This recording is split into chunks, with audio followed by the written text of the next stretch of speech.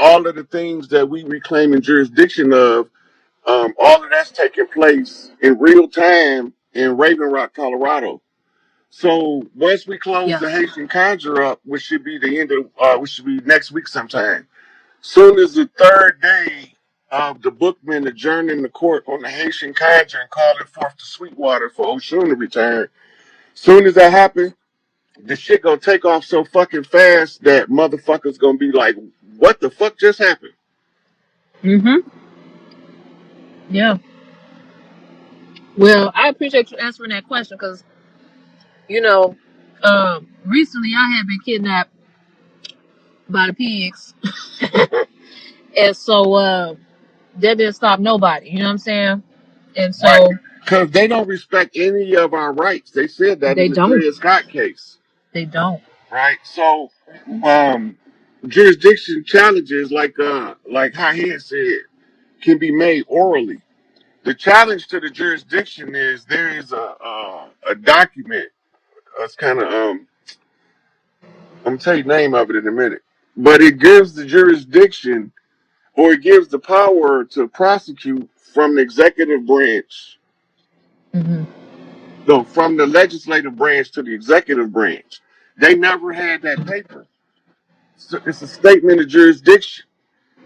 So when you're challenging the jurisdiction, this is for the court case, but you still gonna encounter the motherfucking pigs on the street, Right. right? Right. So when you encounter them, until we in power, them motherfuckers still is in power, Mm-hmm. right? So Yep. most of them, um, O'Shea Freeman, study the Haitian Revolution and it'll tell you the whole thing. But they not gonna honor nothing. They on that gung ho ass. This is my job, buddy. I have to perform my job. Yes. United They States don't. is the only country on the land. They don't So care.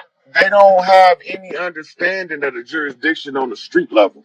When you get into Mm-hmm. court, I'm gonna show you where our first fuck up is at arraignment.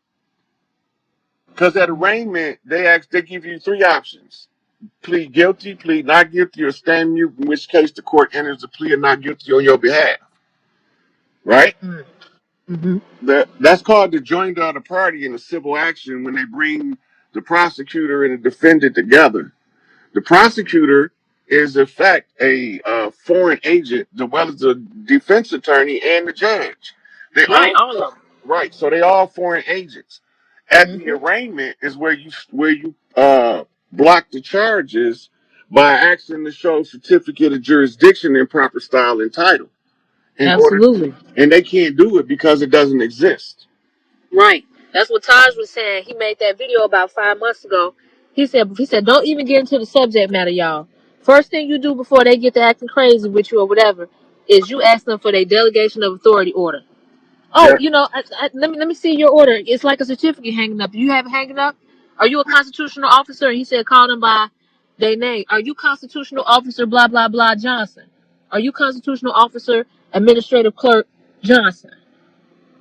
And if they skip around that question and try to get to the subject and they keep avoiding your question, you can invoke your consular rights um, and hold them in default. It's a right. Now, default judgment. along with that, you have to understand that um, the jurisdictional issue, you supposed to have a chief, organic to the land chief, that the court's supposed to contact and give them notice according to the treaty. This is what Noble Hmm. Drew Ali had set up. But the original setup of the Moorish Science Temple under Noble Drew Ali was tribal setup using corporate jurisdiction to show them that, okay, so it was set up like this. You Hmm. run into it with the policy enforcer, right? Hmm. The policy enforcer in turn kidnap you because he's Hmm. operating off what they call wartime doctrine. In the Hmm. wartime doctrine, you catch the hostiles, which is the enemy combatant, and you detain them until they are negotiated liberty by a chief or a barrister. A barrister is acting under a charter from King George III coming out of Savannah in 1863. And they moved to D.C. in order to, because they have used titles of nobility, they have to be stationed in a independent nation, which was D.C. Mhm. was a city state like the Vatican and like London. So Mhm. this is what they was using, and all of the other bar associations is franchises or satellites. And so that's why they was able to artificially assert jurisdiction under the color of law. But when you take Mm. away the color of law, is when you asking them to show you a certificate of jurisdiction and proper style and title. Right. Oh, and he also said too, make sure you ask when you ask for the delegation of authority order, you also have to ask the surety, make sure that the surety bond is attached to it as well. Because they can't provide, if they can't provide that shit, it's like treason. Because you operating without a bond on here. Yeah, You know but what I'm saying? because that's what they doing. They operating without a bond. Mm-hmm. So they operating under what they call assumed jurisdiction. Barristers is Mm-hmm. only dealing with the paperwork and files of the royal family. So they only dealing with an internal matter among barristers. So they maintain subject matter jurisdiction at all times. What they don't have jurisdiction over is the organic people of the land when they know who they are.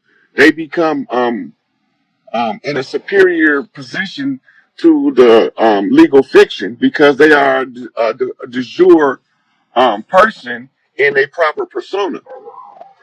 Right. Right. Right. Yeah, Yeah. man, this stuff is important because I was like, man, okay, what should we do at this time? Because I'm like, both of y'all be teaching, again, stuff that is so vital for us to know at this time. But we in this They got to really keep in interesting mind, period. Todd's been teaching the same thing for 50 years, but he's been waiting Yeah, on the closer to close the contracts. right, So right, a lot of what he's teaching is not that it was wrong; it's expired now. right, exactly.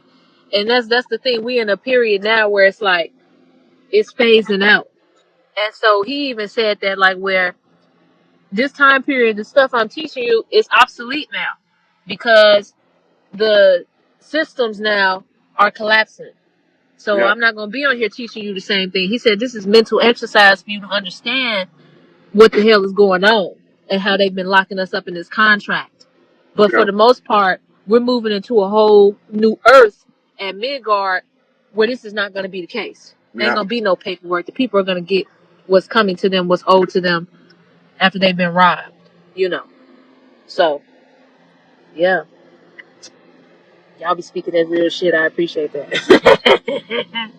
The Okay, people so we you see this question right here, Paige. Sister Kelly, yeah, what's going on, Kelly? Okay, so Chief Page, she right. If one of us in that position of being kidnapped or being in the court setting, what do we do first? Declaration of authority or certificate of jurisdiction? So,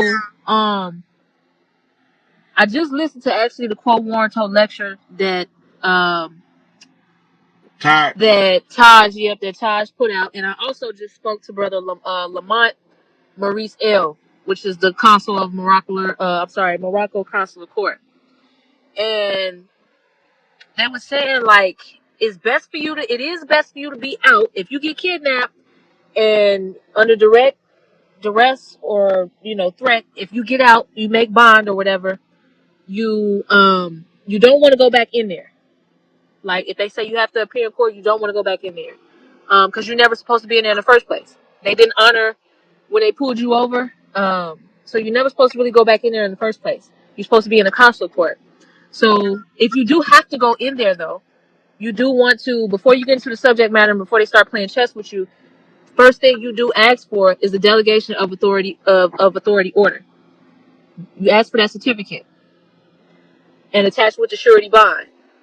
mm-hmm. Because if you get all up into the subject matter, again, anything you say or do can be used against you. Ain't no can, it's will. Yeah, will. So don't get all up into trying to tell them about the charges and all this. No, you have to establish if they have jurisdiction first, and how you establish if they have jurisdiction first. is by asking them, do they have the delegation of authority order? Period. And if he jump around the fence, he or she jump around the fence or whatever, hold them in default. They in default at that point. Yeah. So if you go into Dismiss a the court, case. if they drag you into the courtroom and they try to arraign you on something, and the judge asks you how you plead, the only answer is that you can't enter a plea, right? You have no Hmm. standing in this court, and you have no remedy because the jurisdiction is defective. They have to then stop everything they're doing to establish proper jurisdiction. The Yep. only way they can establish proper jurisdiction is by presenting the statement of jurisdiction in proper style and title. Yeah. Yep. Yep.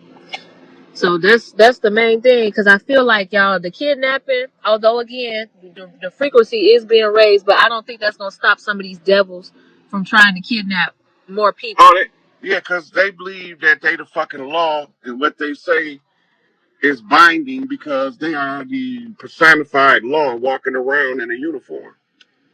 Yep. They Yep. got a term for it. It's called contempt of cop. Y'all need to look that up. Contempt of cop. That's the Mm. psychological development that these police go through. They become, in their minds, the law book start walking around as a person. And anybody who thinks they're above the law is really about to get fucked up by the motherfucking policy enforcer. Mm-hmm. Contempt of cop. Mm. Yep. Good to know. Good to know. Yeah, man, that was a question that I definitely had, Rod. I was like, man, I wondered, like, what should we do on that, with that. But you answered that definitely, and Taj did too. All of it makes sense. So give thanks and gratitude. They said, what about civil suits if they try to summon you into their punk ass court for past due bills? Mm-hmm. Does the same I'm apply? I'm not answering shit from their courts because they don't have no jurisdiction. But it don't Yeah. mean that they won't put a lien on your social security number to garnish wages or nothing like that. Because they tried to do that Hmm. shit to me, but they kissed my ass because they ain't smarter than me.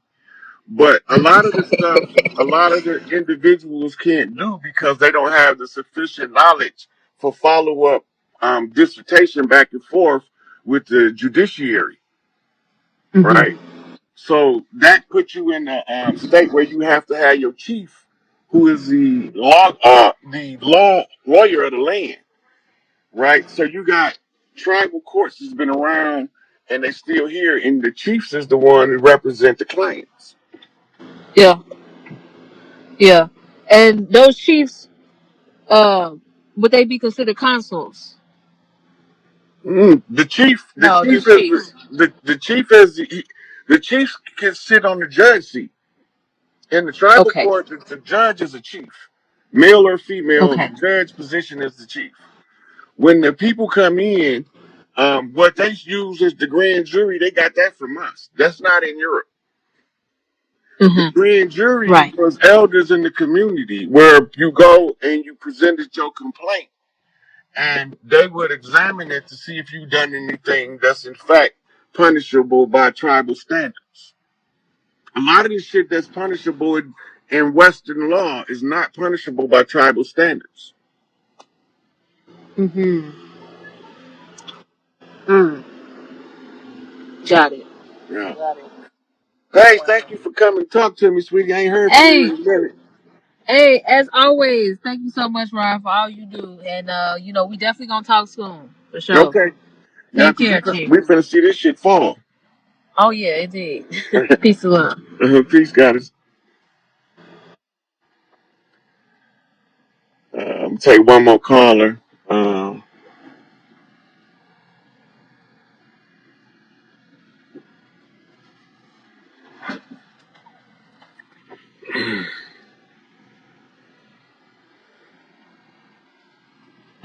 Peace, God. Peace to you, Big Rod. What it do? What it do? Tell the people where you calling from so they in the loop. I'm Raphael. I'm calling from Chicago. That's right. City of Win in this bitch. You already know. So I've been I've been lately. The universe has been sending me like my numbers. You know, I'm a 9 life path, so it's been sending me 999, and everybody I run into been a 9 life path. So I had started doing a lot of looking into myself before I can try to, guide somebody else because they asked me for guidance. And then I looked it up. It was like the Archangel Raphael, which my name is Raphael. He celebrated on the 29th of September. My birthday on the 30th of September. So I'm trying to see the significance in that and what you think about it because I feel like I know what it is, but I'm always looking for the clarity, especially from somebody like yourself. Now, so what did it tell you Dane Raphael mean? It said the healer, natural humanitarian. Uh, That's First of not the all, right, meaning of the name. That's the function of the position. right. So I don't really know what the meaning of the name is. I just know the function of the position. Right. So what you're doing is study leap year. Understand why we got a leap year. Okay. So it's you playing hand grenades with your birthday. Horseshoes and hand Right. grenades. Almost. It's close enough. Right. Right. So when you just go look it up for yourself, see what leap year is there for. Because it's to make up for lost days. Right? Okay. Then look at your birth year in relation to the closest leap year. You're gonna either be 1 year after or 1 year before if you align right with the Raphael birth energy or celebratory energy. You could Okay. calculate the day. If you in the middle 2 years between them, then you're gonna be either 2, 3, or 4 days off. The second day you either 2 days off, and the third day or the third year you're gonna be behind 2 years. So you get 2 years ahead or 2 years behind. And the Okay. days is significant because in the leap year you got 366 days.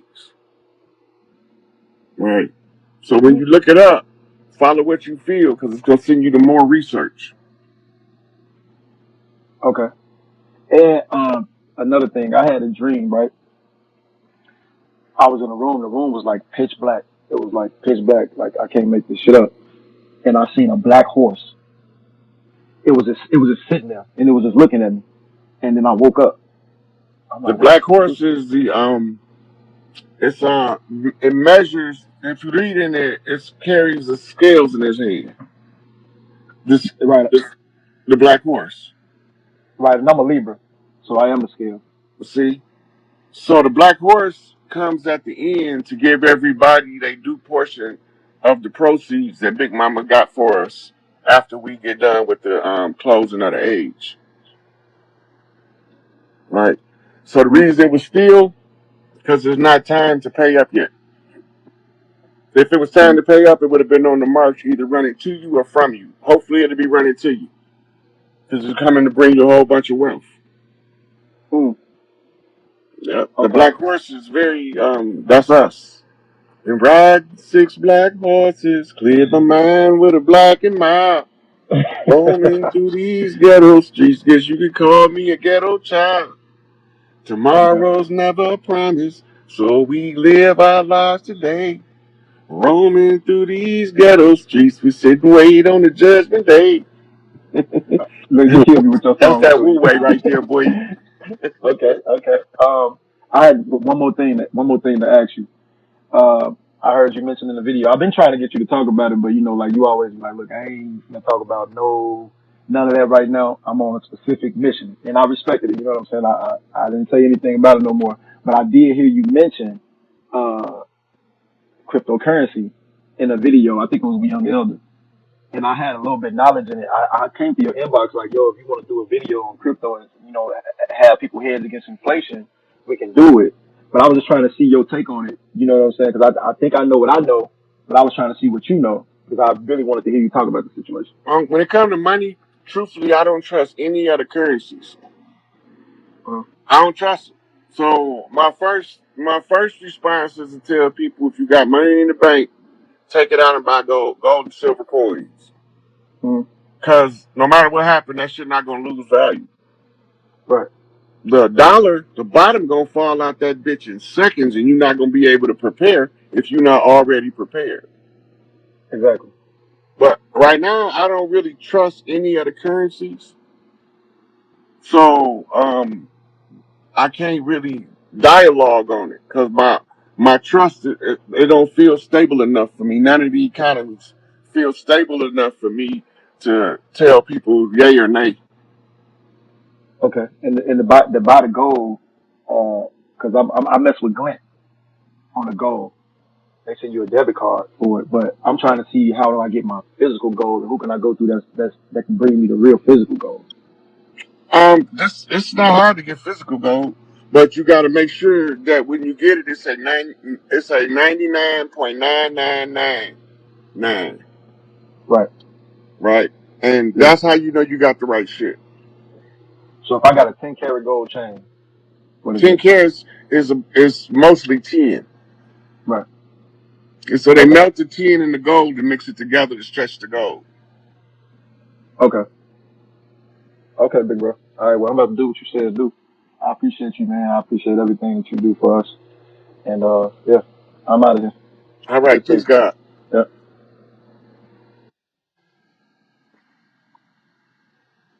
Mm.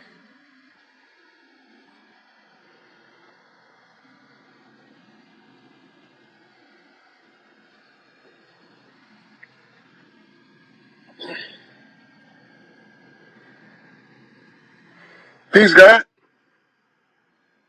I can't hear you.